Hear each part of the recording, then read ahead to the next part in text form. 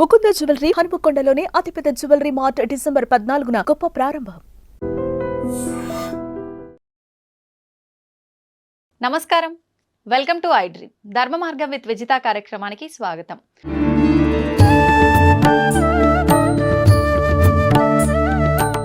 ఇప్పుడు మానవ జన్మ తీసుకున్నాము అంటే మీరు అన్నారు ఇందాక, నేను పాపిని అని చెప్పి ఆ భ్రమలోనే ఉంటుంటారు అని చెప్పి. నిజంగా అసలు ఒక జన్మ తీసుకున్నాను, ఇప్పుడు నేను ఒక భూమిపైకి వచ్చి ఒక జన్మ తీసుకున్నాను అని అంటే నేను అసలు పుట్టిన దానికి అర్థం ఏంటి అనేది నాకు నిజంగా ఎలా తెలుస్తుంది స్వామీజీ? ఇప్పుడు పుట్టిన దగ్గర నుంచి తల్లిదండ్రులు, తర్వాత కొంచెం పెద్దగా అవుతాం, చదువులు, బాధ్యతలు, తర్వాత పెళ్లి, పిల్లలు, మళ్ళీ ఒక కుటుంబం ఏర్పడుతుంది. వీటిల్లోనే కొట్టుమిట్టాడుతూ ఉంటాం. అసలు నా జన్మకు అర్థం ఏంటి అని అంటే ఏంటి అని చెప్పొచ్చు? ఎలా తెలుసుకోవచ్చు? అద్దంలో చూసుకొని అట్లా అనుకోకుండా ఈ అద్దంలో కనపడుతున్న నేను అని పిలువబడుతున్న వాడిని ఎవడిని చిన్నప్పటి నుంచి తల్లిదండ్రులు సునీత, సీత, రామయ్య, సుబ్బయ్య అని వాడిని పేర్లు పెట్టి పిలుస్తూ ఉంటే విని విని విని నా పేరు ఇది అనుకుంటున్నాడు జీవాత్మ. అవును. అక్కడి నుంచి వాడు భ్రమలో పడి నాకు అది కావాలా, నాకు ఇది కావాలా అని మొదలు పెడతాడు. నాది, నా వాళ్ళు అన్నది మమకారం, నాది అన్నప్పుడు అహంకారం. ఈ రెండు వచ్చి కూర్చుంటాయి. ఈ రెండింటిని తోలేసి నిన్ను నువ్వు గుర్తించుకొని ఎందుకు ఈ జన్మలోకి వచ్చాను, దీన్ని మళ్ళీ పునర్జన్మ అనేది లేకుండా ఈ జన్మనే కడసారి జన్మం చేసుకునే ప్రయత్నం చేయాలి అనే దానికి అవకాశం ఇచ్చేదానికే పరమాత్ముడు మనకు ఇంతకుముందు జన్మల్లో చేసిన పాప ఫలితాల పుణ్య ఫలితాలకు కొన్ని యమలోకంలో శిక్షలు, స్వర్గంలోకంలో ఆనందాలు ఇచ్చి మిగతా బ్యాలెన్స్ ఇక్కడ నువ్వు అనుభవించు. అట్ ది సేమ్ టైం ఇవి కాదు, నేను ఈ జన్మలు ఎన్ని ఎత్తుతాను, ఎన్ని పోతా ఉన్నాను, కావలసింది నాకు ఆ మోక్షము అనే ముక్తి అనే విషయానికి పోవాలా అని మన పెద్దవాళ్ళు చెప్తారు. మరి పూర్వజన్మలు మనకు గుర్తులేవు, రాబోయే జన్మలు గుర్తులేవు. అవును. అసలు అవి ఉండాయా లేవా అని చాలామంది విపరీతంగా అంటారు. కొంపదీసి పరమాత్ముడు మనకు పూర్వజన్మ జ్ఞానము, భవిష్యత్ జన్మ జ్ఞానము ఇచ్చాడు అంటే ఈ జన్మ కర్తవ్యాలు మనం ఏమన్నా చేయగలమా? అసలు అదే ఆలోచిస్తూ ఉండిపోతాం. 24 గంటలు ఆ ఆలోచనే. అవును. 12 గంటలు గత జన్మ గురించి, 12 గంటలు రాబోయే జన్మ గురించి. అంతే. మళ్ళీ ఈ వర్తమానాన్ని నువ్వు ఏం చేసుకున్నావు? నీ చేతులారా నువ్వు పాడు చేసుకున్నావు. అందుకని పరమాత్ముడు మనకు ఆ మాయ కల్పించి ఉన్నాయి అన్న సూచన ఇస్తాడు. అది వేదంలో రాయబడి ఉంది. క్షీణే కర్మ పునర్జన్మతి. పుణ్యాలు నశించినా స్వర్గం నుంచి కూడా తరిమేస్తాడు. స్వర్గ సుఖాలు ఏముంది? ఒకటే 24 ఏళ్ల వయసు, ఎక్కడ చూసినా పూలు, చెట్లు, ఆనందం, ఆకలి లేదు. ఎన్నాళ్ళేది బోర్ జన్మ. అక్కడికి వాడికే పిచ్చి పెట్టి నేనే పోతాను రా అంటాడు. అట్లాగనే నరకంలో హింసలు. కానీ అసలైన హింస ఆ కర్మలన్నింటినీ మళ్ళీ ఇక్కడ నువ్వు అనుభవించేదానికి పంపిస్తాడు. మనం ఏ ఇత్తనం నాటితే ఆ పండే వస్తుంది కదా తల్లి. అవును స్వామిజీ. అట్లాగానే మనం ఏం చేస్తామో అదే రిటర్న్ వస్తుంది. ఆ రిటర్న్ రావడం ఎక్కువ రావచ్చు, తక్కువ రావచ్చు, తొందరగా రావచ్చు, లేటుగా రావచ్చు. ఒక చిన్న ఉదాహరణ కథ. ఒక ఊర్లో 2 మిత్రులు చాలా క్లోజ్. ఒక ఆయన ఏమో బెల్లం వ్యాపారం చేస్తాడు, ఒక ఆయన ఏమో జొన్నల వ్యాపారం చేస్తాడు. ఈ బెల్లం వ్యాపారి కనింగ్ ఫెలో. తన సొంత అత్తమామలు వచ్చినా, అమ్మా నాన్నలు వచ్చినా కానీ తూకంలో మోసం చేసి అమ్మేది వానికి జన్మ తక్ వాటిలో పేరుకుపోయింది. ఓకే. జొన్నల వ్యాపారి నికార్సు, ఏదో తనకు వచ్చే లాభాన్ని చూసుకుంటాడు. బెల్లం వ్యాపారికి లాభం వస్తుంది, వాడు లాభంతో తృప్తి పడకుండా అధిక లాభానికి తూకంలో మోసం చేసేవాడు. దురాశ అక్కడ ఉంది. తూకంలో మోసం చేసేవాడు. ఒకసారి ఈ జొన్నల వ్యాపారికి బెల్లం అవసరమైంది. ఈయన దగ్గరికి వచ్చాడు. 1 కేజీ బెల్లం మీరా, ఎంత అన్న, ఇంత అన్న, డబ్బులు ఇచ్చాడు. వీడు స్నేహితుడు అని కూడా చూడకుండా ఆ తూకం రాయి కింద ఇంకేందో పెట్టి 900 గ్రాముల ముద్ద ఇదో రాయని ఇచ్చాడు. ఆడ తీసుకెళ్ళిపోయాడు. ఓకే. ఆయన పోయిన కొంచెం సేపటికి ఈ బెల్లం వ్యాపారి భార్య, కోళ్లకు జొన్నలు అయిపోయినాయి, నువ్వు వెళ్ళి తీసుకురాపో మీ వాడి దగ్గర. ఈయన కొడుకును షాప్లో కూర్చోపెట్టి సంచి తీసుకొని ఆడికిపోయినాడు. ఒరే 1 కేజీ జొన్నలు లేరా, ఎంత, ఇంత ఇచ్చాడు. ఈయన లోపలికి పోయి సంచిలో జొన్నలు తెచ్చి ఇచ్చాడు. వీడికి కన్నింగ్ ఫెలో కదా, అవును. ఆ చేతిలో పట్టుకోగానే ఇదేమో కేజీ ఉన్నట్లు లేదే అనే డౌట్ వచ్చింది. ఆ, ఒక దిక్కు స్నేహితుడు మంచోడు, వాడు మోసం చేయనోడు అని తెలుసు, అవును నేను మోసగాడన్న సంగతి వీనికి తెలుసు, తెలుసు. అయినా డౌట్ వచ్చింది. వాడి బుద్ధ లాంటిది కాబట్టి. దారిలో పోతా పోతా ఒక ఎలక్ట్రానిక్ తూనిక మిషన్ ఉంటే అక్కడ పోయి చూశాడు. ఆ, 900 గ్రాములు ఉంది. ఉమ్, అన్న ఉమ్, అని మళ్ళీ ఇంకో 2-3 తీసుకొని వాడి దగ్గరికి పోయినాడు. ఆ, నువ్వెంతో నిజాయితీ పరుడు అని అందరూ చెప్తారు, ఆ, స్నేహితుడిని, ప్రాణ స్నేహితుడిని నన్నే మోసం చేస్తావా, ఉమ్, ఏమైందిరా అన్న. ఏ ఇది 900 గ్రాములే ఉంది, ఉమ్, నా తప్పేం లేదు, నువ్వు వచ్చి జొన్నలు అడిగే సమయానికి నా కేజీ రాయి కనపడలే, ఆహా, ఇంతకు ముందే నీ దగ్గర బెల్లం తెచ్చుకున్నా కదా కేజీ బెల్లము, ఉమ్, ఆ బెల్లం నాడపెట్టి తూకం వేసి ఇచ్చిన, నువ్వు ఇచ్చిన కేజీ నీకు ఇచ్చినాను అన్న. ఇప్పుడు వీడు తేలు కుట్టినా అంతే. తో జో గియా ఓ భరేగా. కరెక్ట్ గా ఎలా బుద్ధి చెప్పాలో అలా బుద్ధి చెప్పాడు. బుద్ధి ఇంకో మాట చెప్పాల్సిన పనిలే, లేకుండా. వీడు చెప్పలే, వీడికి అవును, నేను మోసపోయాను, బెల్లంలో నాకు తక్కువ ఉందన్న సంగతి తెలుసు, వాడు నిజాయితీ పరుడు, అవును అవును. ఆడికి తెల్లే, ఉమ్, ఆడిచ్చిన బెల్లం వాడికే ఇచ్చాడు ఇచ్చాడు. తూకం. ఉమ్, తో జో బోయగా ఒయి పల్పాయగా, అంతే. ఎవడు ఏం చేస్తాడో వాడికి అదే అదే. వస్తుంది. ఇది చెడ్డ చేస్తే ఇట్లా, ఓకే. అట్లాగానే మంచి చేస్తే. ఉమ్, ఒక డాక్టర్ ఫ్యామిలీ ఎవరో పెళ్లికి ఎక్కడికో పోయారు కారులో, ఆ, పెళ్ళి అయిపోయింది, రిటర్న్ వస్తాను, ఉమ్, రాత్రి 7:30-8 అప్పుడు వాళ్ళ కారు నడి రోడ్లో ఉమ్, జంగల్ మధ్యలో చెడిపోయింది, ఓకే. ఆగిపోయింది. ఆ, వచ్చే కార్లను పోయే కార్లను ఆపుతూ ఉండరు, ఉమ్, ఒకడు ఆగడం.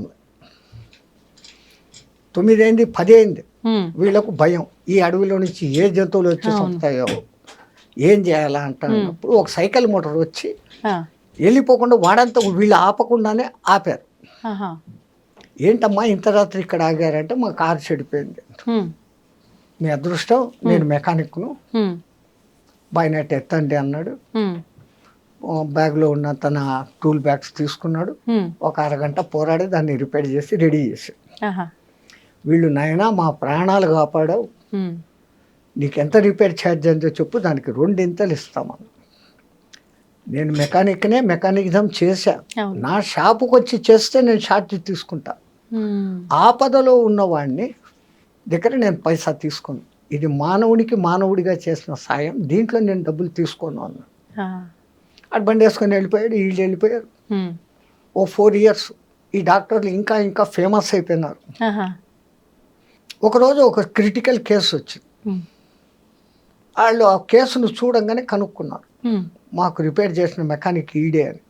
ఆహా, ఆయనకి యాక్సిడెంట్ అయ్యి తల ఛిద్రం అయిపోయింది, ఓకే. బతికే ఛాన్సులు లేవు, ఆహా, వేరే హాస్పిటల్కి తీసుకుపోతే మేము చేయమని అంటే ఇక్కడికి తీసుకొని వచ్చారు, వీళ్ళు మంచి ఫేమస్ కదా. ఉమ్, వాళ్ళు చూసి వాళ్ళ శాయశక్తులు అన్నీ ఉపయోగించి ఆ, కోమాలోకి ఇంకా చచ్చిపోయినాడు అనుకున్న వాడిని ఉమ్, ఎట్లాగో అట్లా లేక బతికిచ్చారు. ఉమ్, ఒక 4 నెలల తర్వాత ఆయనకి మంచి స్పృహ వచ్చింది, బాగైంది ఆరోగ్యం. ఆ, నన్ను ఇంత బాగా చేసిన ఆ డాక్టర్లను చూడాలా, ఉమ్, నేను మెకానిక్గా బాగా లక్షలు సంపాదించుకున్నా, వాళ్ళు ఎంత ఫీజు అడుగుతారు, నన్ను ఇన్ని రోజులు ఐక్యూలో పెట్టిరి, అది చేసిరి ఇది చేసిరి, ఇన్ని ఆపరేషన్లు చేసిరి, ఉమ్, అసలు మళ్ళీ మనిషిని మామూలు చేసిరి, అవును. నా దగ్గర ఉన్నదంతా ఇచ్చి వాళ్ళ రుణం తీసుకోవాలా, వాళ్ళని ఒకసారి చూడాలా. వాళ్ళు ఇద్దరు వచ్చారు, ఉమ్, అయ్యా మీ ఫీజు ఎంత అయిందో చెప్పండి, దానికి డబుల్ నేను ఇస్తాను, నా ప్రాణాన్ని నిలబెట్టారు. అవును. నువ్వు చెప్పిన మాటలు గుర్తుండయా అన్నాడు. మీరెవరు అన్నాడు. ఈయన గుర్తు. 4 ఏళ్ల కింద ఆ కార్లో అడవిలో మేము ఉంటే మమ్మల్ని కాపాడావు, ఉమ్, ఇప్పుడు మేము డాక్టర్లమే, ఉమ్, కానీ ఆపద సమయంలో ఉన్న నిన్ను మమ్మల్ని నువ్వు కాపాడావు, అవును. ఇప్పుడు నేను మిమ్మల్ని కాపాడా, మీ దగ్గర నేను 1 పైసా తీసుకోను అన్నాడు. ఉమ్, కర్మ ఫలాలు అంతే. అందుకే అంటారు ఏది చేస్తే అది వస్తాను, ఇందాక మీరు కూడా చెప్పారు. ఉమ్, అది నిజమని అర్థం అవుతుంది దీన్ని బట్టి. ఇంకొక తమాషా కథ, ఇది నా కథలు కావు, ఆ, వృత్తిలో పోలీస్ డిపార్ట్మెంట్లో ఉన్న ఒక మనిషి ఆహా, ఈ పిరమిడ్ సొసైటీలో ధ్యానంలోకి దిగినాక ఉమ్, చెప్పిన మనిషి. ఉమ్, ఆ మహానుభావుడు ఇప్పుడు Tirupati SP, superintendent of police. Okay okay. ఆయనలో ఈ ఆధ్యాత్మికత ఉంది. ఆహాహా, ఆయన చెప్పిన 3వ కథ బాగా మంచి ఈ కంప్యూటర్ ఇంజనీరింగ్లో తెలిసిన వాళ్ళు పెళ్లి చేసుకున్నారు. ఉమ్, 2 నెలలే అయింది పెళ్ళి. ఉమ్, ఒక దినం రాత్రి భోంచేస్తా ఉంటే ఒక దీనమైన గొంతు, గతి లేని పరిస్థితుల్లో అడుగుతున్నాను, నాకు ముందు ఇంత అన్నం పెట్టండి అని. ఉమ్, భర్త ఇట్లా కిటికీలోంచి చూస్తున్నాడు, ఎత్తుగా చూడంగా బాగున్నాడు మనిషి. ఆ, ఈమె వెంటనే ప్లేట్లో నుంచి అన్నీ వడ్డిస్తాను. దేనికి అన్నాడు. ఉమ్, ఆయన అంత ఇదిగా అడిగాడు కదా, ఆ గొంతు ఎంత దీనంగా ఉంది, పోయేస్తానని. గొంతు దీనంగా ఉంది, మనిషి ఎట్లుంటాడో చూసావా, దున్నపోతలాగా ఉన్నాడు, పని చేసుకొని పోతకుండా ఆయనకి తిండి పెడతావా, పెట్టమాక. ఈ మాటలు ఆయనకి వినపడతాడు. ఆహా, వాడు అభిమానం ఉన్నవాడు. ఉమ్, సత్తే చచ్చినా ఇంకా అడగకూడదు అని చెప్పేసి వెళ్ళిపోయాడు. ఆహా, కానీ వీళ్ళిద్దరి మధ్య గొడవ మొదలైంది. ఉమ్, లావా సన్నమా కాదు, ఆకలి అన్నాడు, ఆయనకి అడిగాడు. పెట్టాలి కదా, అవును, మనకేమన్నా తక్కువనా, నీకు 1,00,000 జీతం నాకు 1,00,000 జీతము అంటే దాట్ బుట్ ఈ మాట పెరిగి ఆ, మరుసదినం పొద్దునికంతా ఇద్దరు విడాకులు తీసుకునే సిద్ధమైపోయినా. ఇంత చిన్నదానికి తీసుకున్నారు కూడా. ఉమ్, ఈయన ఊరు వదిలి వేరే ఊరికి వెళ్ళిపోయినాడు, ఆమె వేరే ఊరికి ట్రాన్స్ఫర్ చేయించుకునేది ఉద్యోగం. ఒక 6-7 months 8 months తర్వాత ఉమ్, ఆమె ఇంకో పనిచేస్తున్న ఆఫీసులోకి ఉమ్, ఒక పై ఆఫీసర్ ప్రమోట్ అయ్యి వచ్చాడు. ఆహా, ఈమె ఆమెకు కొంచెం లింక్ కుదిరింది. ఉహు, వాళ్ళిద్దరూ పెళ్లి చేసుకున్నారు. ఓకే, ఆ కొత్త వచ్చిన ఆఫీసరు ఆ, ఈ ఈమె. అమ్మాయి పెళ్లి చేసుకున్నారు. ఆ పెళ్ళైన 2 నెలలకి ఇళ్ళు భోంచేస్తా అంటే ఉమ్, మళ్ళీ ఒక దీనమైన గొంతు వినపడింది, ఉమ్, అమ్మా భౌతి భిక్షాం దేహి అని. ఆ వెంటనే ఆ మొగుడు అన్నాడు, మనం రోజు తింటానే ఉన్నాం, ఫ్రిడ్జ్లో ఉండేది ఏదో ఇంత తింటాము, ఉమ్, ముందు మన 2 ప్లేట్లలో ఉండేదే ముందు ఆయన కడుపు నిండా పెట్టు అన్నాడు. ఉమ్, ఆ మొగుడు చూస్తే అట్లా, ఈ కొత్త మొగుడు ఇట్లా, దేవుడు నాకు సరైనది ఇచ్చాడు, వాడిని పంపించేశాడు, మంచిదైంది అని అనుకొని సంతోషంగా అంతా కట్టి ఉమ్, అది తీసుకొని పోయి వేసేటప్పుడు వాడి ముఖం చూసింది. చూసేసి వేసేసి కళ్ళు మూసుకొని ఏడుచుకుంటూ వచ్చింది లోపలికి. కొంపదీసి ఈయన మొదటి మొగుడు. కనుక్కున్నారు, ఎందుకు ఏడుస్తాడావు, ఇమ్మన్నాను వేసినావు కదా, ఇంకేంది, ఎందుకు ఏడుస్తాడావు అంటే, వాడు నా మొదటి భర్త అండి అన్నాడు. అయ్యో, ఈ నవ్వి ఎరిదానా, నేను కూడా నీకు గుర్తుపట్టావా అన్నాడు. ఎవరు అంటే, నేను ఆ పొద్దు భిక్షానికి వచ్చినోడిని. కర్మ సిద్ధాంతము తిరుగుతానే ఉంటది అయితే ఏదో రకంగా మన చుట్టూ. నాకు ఆ మహానుభావుడు చెప్పినప్పటి నుంచి ఉమ్, ఎక్కడ పోయినా ఈ 3 చెప్తే మనుషులకు బుద్ధి వస్తుంది అవునవును, అని ఆ మహానుభావుడి తరఫున చెప్తున్నాను, ఇది నా కల్పితం కాదు. ఓకే, నిజంగానే అలా జరుగుతుందంటారా స్వామీజీ? ఇది మనం ఒక ఉదాహరణగా ఇప్పుడు చెప్పుకోవడానికి. ఎంతమందిని మనం చూస్తున్నామ్మా, ఈ దిక్కుమాలిన లవ్ మ్యారేజ్లు చెత్తా చెదారమని ఇప్పుడు వచ్చినాయి. అవును, పెళ్లి చేసుకుంటారు, 3 నెలలకంతా విడాకులు అంటారు. అవును, ఏమైతుంది మళ్ళీ ఉమ్, అంటే వీళ్ళకు లవ్ అనే అర్థము నిజంగా తెలియదు, ప్రేమ అంటే ఏమో తెలియదు. ఆ, అప్పటికప్పుడు ఆ అట్రాక్షన్లకు లోపడతా అంటారు. అవును, వాని రూపమో రంగో చూస్తారు, లేక ఇన్కమ్ చూస్తారు. అంతే. ఆ తర్వాత వాని బుద్ధులు బయటపడినాక లబ్బదిప్పమంటారు. ఉమ్, కానీ పాతకాలంలో ఎవడో తండ్రి ఎక్కడో ఊర్లో పిల్లని చూసి, ఒరే నీకు ఆ ఊర్లో పిల్లని చూసాను, పలానా రోజులు పెళ్ళి నాన్న అంటాడు వాడు. హా, ఆయనకేమో యాంగ్జైటీ, ఆ పిల్లకు యాంగ్జైటీ, ఉమ్, ముఖాలు చూసుకోరు. చూసుకోరు, సరిగ్గా ఈ జీలకర్ర పెట్టే వరకు బట్ట అడ్డం కడతారు, అక్కడ ఆ ముఖం చూడరు. చూడరు. ఎప్పుడైతే ఈ చేతులు ఎత్తి ఒకడు జీలకర్ర పెట్టుకుని వీనికి అప్పుడు చూస్తాడు. ఆ, ఆ చూపుల్లో అద్భుతమైన ప్రేమ పుడుతుంది. ఈ బెల్లం జీలకర్ర మనం పెద్దోళ్ళు ఎందుకు పెట్టిస్తారు, ఉమ్, దాంట్లో ఒక ఎలక్ట్రిఫికేషన్ ఉంటుంది. మీరు కావాలంటే సైంటిఫికల్గా టెస్ట్ చేసి బెల్లము జీలకర్ర బాగా దంచి దాంట్లో 2 వైర్లు పెట్టండి, ఉమ్, మైన్యూట్ బల్బులు ఉన్నాయి కదా ఇప్పుడు, ఉమ్, అవి వెలుగుతాయి. That much of minute current is there in okay, ఆ జీలకర్ర బెల్లం పెట్టడం. ఉమ్, సనాతన ధర్మంలో పెళ్లి సాంప్రదాయం సామాన్యమైంది కాదు. ఉమ్, అక్కడ చదివే మంత్రాలు ఎంత గొప్పగా ఉంటాయంటే, 7 తరాల ముందు 7 తరాల వెనకలో సుఖపడాలని ఏమేమో చెప్పి బోధించి, ఉమ్, మీకు పుట్టే సంతానం సుసంతానంగా ఉండాలన్నంత వరకు దాంట్లో ఉంటాయి. అవును 5 రోజుల పెళ్లి 7 రోజుల పెళ్లి అని చేసేవాడు. ఉమ్, ఎప్పుడైతే ఈ చెయ్యి ఇక్కడ ఆ చెయ్యి అక్కడ పడుతుందో, శాస్త్రారం నుంచి ఈయన కరెంటు ఆమెకు, ఆయన కరెంటు ఈమెకు వస్తుంది. ఉమ్, వాళ్ళిద్దరి మధ్య ఈ కొత్తదనం పోవాలా అని అదేందో బంతే ఆట, ఆ ఉంగరాలు బిందెలో వేసి బిందులో వేసి ఆ కాళ్ళు తొక్కుడు అది ఏందేందో చేస్తారు. ఈ సాంప్రదాయం అంతా ముందు నుంచే ఉందా గురూజీ? ఈ మాంగళ్యం తంతు అనేది ఈ మధ్య వచ్చింది. ఆ, పాణిగ్రహణం, ఆ, పిల్ల తండ్రి ఉమ్, ఇమాం సీత మమసుత అని చెప్పేసి మంత్రం చెప్పి ఆ, రాముడి చేతిలో పెడతాడు. ఉమ్, నా సీత చెయ్యిని నువ్వు గ్రహించు అని. పాణిగ్రహణం, ఓకే, పాణి చెయ్యి, ఉమ్, పాణిగ్రహణం, ఆహా, అది పెళ్ళైపోయారు. ఓకే, ఆ తర్వాత అగ్ని చుట్టూ 7 సప్తపది నడిపిస్తారు. ఉమ్, 7 అడుగులు కలిసి నడుస్తే వాడు వీడైతాడు అనేది కాదు. ఉమ్, 7 జన్మల బంధం మీ మధ్య ఏర్పడుగాక అనే దానికి 7 చుట్లు అగ్ని సాక్షిగా ఉమ్, ఉమ్, అది చూపిస్తాం. ఉమ్. అప్పటి కాలంలో మీరు అన్నట్టుగా అంటే మా తాతలు అమ్మమ్మలు ఆ కాలం నాటి వాళ్ళైతే ఇప్పటికీ అలా కలిసిమెలిసి ఉండే వాళ్ళు ఉన్నారు, మంచిగా చిలక గోరెంక లెక్క, ఎంత పెద్దవాళ్ళు అయినా సరే ఈ వయసులో. కానీ ఈ తరం వాళ్ళు మీరు అన్నట్టుగా ఆ పెళ్లి బంధాన్ని ఎంత చేయాల్సిన విధంగా చేసినా కూడా ఎందుకని కలిసి ఇగో ఉండలేకపోతున్నారంటారు? ప్రాబ్లం. ఉమ్, పాతకాలంలో ఆ ఇగో లేదు. ఉమ్, రెండవది, వాళ్ళు నా వాళ్ళు, నేను వాళ్ళకు కష్టపడి పెడుతున్నాను అన్న భావన వాళ్ళలో ఏ మూల ఉండేది కాదు. ఉమ్, ఉమ్, మీరు అన్నట్లు పాతకాలంలో అందరికీ ఆవులు ఉండేటి, లేదా గొర్రెలో బర్రెలో ఉండేటి. అవును, ఆ మహాతల్లి ఆ టయానికి లేచేసి ఉమ్, వాటి ముందు పశువులు చాలా శుభ్రం చేసి ఇంటి ముందు కళ్ళాపి చల్లి ముగ్గులేసి ఆ రోజు చేయాల్సిన టిఫిన్కు ఇడ్లీ రుబ్బాలంటే రుబ్బి అవును, ఇడ్లీలు పొయ్యిలో కాల్చి చేసి, ఉమ్, ఈ ఉమ్, గ్యాసులు బోసులు గ్యాసులు లేవు. అవును, ఆ పొగ కంట మస్ట అన్నిటినీ భరిస్తూ ఉమ్, ఆ బయట వంట పాత్రలు, బయట వంట చేసే పొయ్యి వంట బయట పొగ ఇంట్లో పారాకూడదని ఇంటి బయట వంట ఉంటుంది. ఆ, వీళ్ళేమో ఇంట్లోకి రావాలా పోవాలా ఎన్నిసార్లు తిరుగుతారు? అవును, చాలా సార్లు. అంత తిరిగి అంత కష్టపడి ఉమ్, వాళ్ళకు పెడతా ఉంది.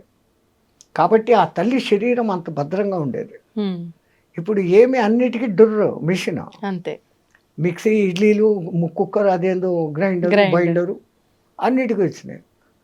సూర్యరశ్మి వంట మీద పడ్డం లేదు. అదే టైంలో. మూత పెట్టి అందులో కుక్కర్లో పెట్టి చెత్త తిండులు తింటున్నాం కాబట్టి ఈ రోగాలు, ఈ డిఫరెన్స్లు, ఈ ఈగో పెరిగిపోతున్నాం.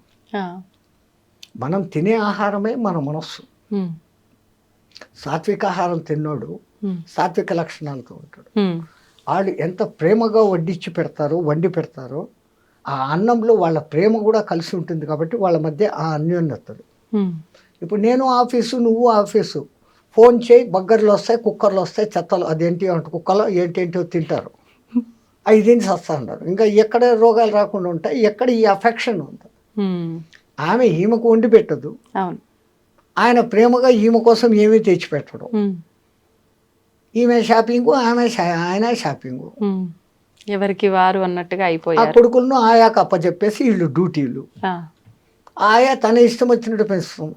ఉమ్, అందుకే ఈ కాలం పిల్లల మధ్య ఆ ప్రేమానుబంధాలు లేవు. పాతకాలం కుటుంబంలో సమిష్టి కుటుంబాలు ఉంటాయి. అవును, ఒక చిన్న పిన్నవాడిని, వాడి మేనత్త, వాడి ఏమో మామ, ఇంకా వరుసలు ఉన్నాయి కదా. వరుసలు. ఇంతమంది ఒక్కొక్క ముద్ద తినిపిస్తూ ఎత్తుకొని లాలిస్తూ అంతమంది అఫెక్షన్లో పెరిగినోడు అవును, వాడు ప్రేమపూర్వకంగా పెరుగుతాడు. ఉమ్, ఈ గూండా బుద్ధులు వస్తుంటాయంటే వాడు లోన్లీనెస్ ఫీల్ అవుతాడు. That is no affection for him. వాడు అఫెక్షన్ కోరుకుంటాడు, ఉమ్, దాన్ని తీర్చుకునే దానికి హింస మార్గంలోకి దిగుతున్నాడు. ఉమ్, తన దీన్ని తృప్తిపరచుకునే దానికి మందులు, అదేంటి డ్రింకులు, పాడు ప్రదేశము, ఉమ్, ఆ క్షణిక సుఖానికి వాడు ఆనందపడిపోయి అదే ఆనందం అనుకుని దాంట్లో పడిపోతా అన్నాడు. ఓకే, ఓకే, మొదటి నుంచి మంచి అలవాట్లు ఉంటాయి. ఉమ్, ఆ ఇద్దరు తల్లిదండ్రులు, నాన్న ఇట్లా ఉండాలా, ఇట్లా చేయాలా, మన అమ్మ నాన్న ఇట్లా పెంచారు, మనం ఇట్లా ఉండాలా, ఇట్లా చేయాలా, ఉమ్, మన వంశం ఇది అని చెప్పుకుంటూ ఉంటాం. ఇప్పుడు తాత పేరు అడిగితే చెప్పలేని స్థితిలోకి వచ్చాం. అవును, ఎక్కడికి పోతాం? ఉమ్.